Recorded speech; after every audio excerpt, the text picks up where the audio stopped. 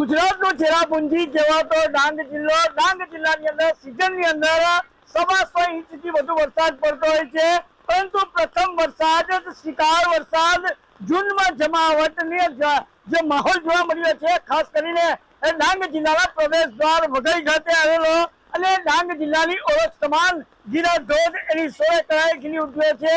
દ્રશ્યમાં જોઈ શકો છો, સીધા દ્રશ્ય જોઈ શકો છો કે અંબિકા નદી ઉપર જ્યાં ગીરા ધોધ આવ્યો છે ત્યાં પ્રવાસીઓ પણ એ મોજ માણવા આવે છે। ખાસ કરીને જે છેલ્લા 24 કલાકની અંદર અવિરત સાર્વત્રિક વરસાદને પગલે ડાંગ જિલ્લાની તમામ નદીઓમાં પણ પૂરની સ્થિતિ જોવા મળી રહી છે। ખાસ કરીને આ દ્રશ્ય બતાવવાનો પ્રયાસ કરીશ કે આ વઘઈ ખાતે ગીરા ધોધ આવ્યો છે તો સુરતના પ્રવાસીઓ પણ પોતે સેલ્ફી અને મજા લેતા દ્રશ્યો પણ સામે આવ્યા છે। અને ખાસ કરીને આજે ડાંગ જિલ્લાની અંદર અવિરત વરસાદને પગલે હાલ ગીરા ધોધે જે એનું રુદ્ર સ્વરૂપ છે એ પણ ધારણ કર્યું છે અને ગીરા ધોધ એ 100 કળાએ જિલ્લા પ્રવાસીઓ માટે ડાંગ જિલ્લો ફરવા માટેની પ્રથમ પસંદગી બનવા પામી છે।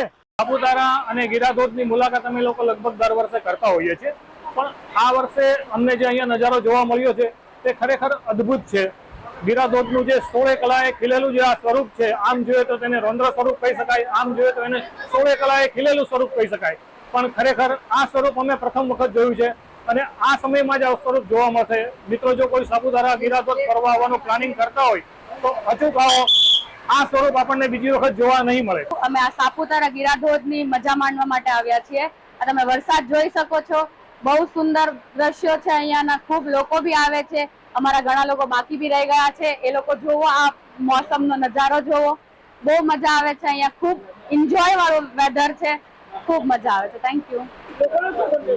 લોકોનો સંદેશો એમ છે કે મોસમની આ સિઝન એવી છે કે આ સિઝનમાં બધાને એક વખત તો અહીંયા જરૂરથી વિઝિટ કરવી જોઈએ।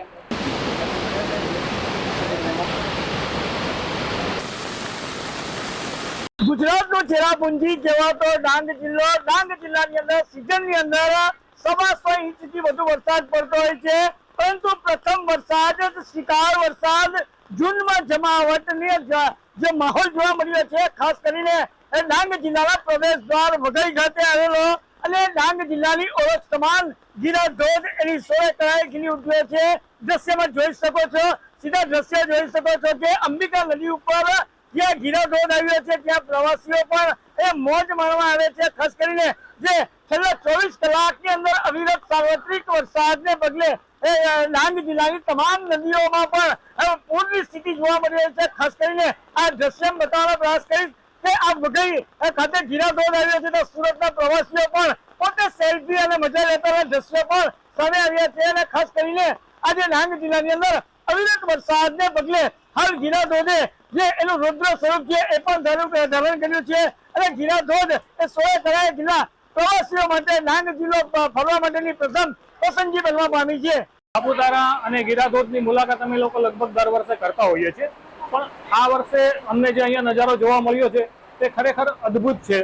ગીરા ધોધનું જે 100 કળાએ ખીલેલું જે આ સ્વરૂપ છે, આમ જોઈએ તો તેને રૌદ્ર સ્વરૂપ કહી શકાય, આમ જોઈએ તો એને 100 કળાએ ખીલેલું સ્વરૂપ કહી શકાય, પણ ખરેખર આ સ્વરૂપ અમે પ્રથમ વખત જોયું છે અને આ સમયમાં જ આ સ્વરૂપ જોવા મળશે। મિત્રો, જો કોઈ સાપુતારા ગીરા ધોધ ફરવા આવવાનું પ્લાનિંગ કરતા હોય તો અચૂક આવો, આ સ્વરૂપ આપણને બીજી વખત જોવા નહીં મળે। અમે આ સાપુતારા ગીરા ધોધની મજા માણવા માટે આવ્યા છીએ।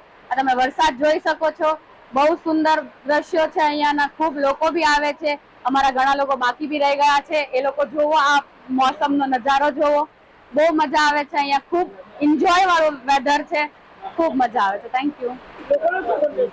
લોકોનો સંદેશો એમ છે કે મોસમની આ સિઝન એવી છે કે આ સિઝનમાં બધાને એક વખત તો અહીંયા જરૂરથી વિઝિટ કરવી જોઈએ।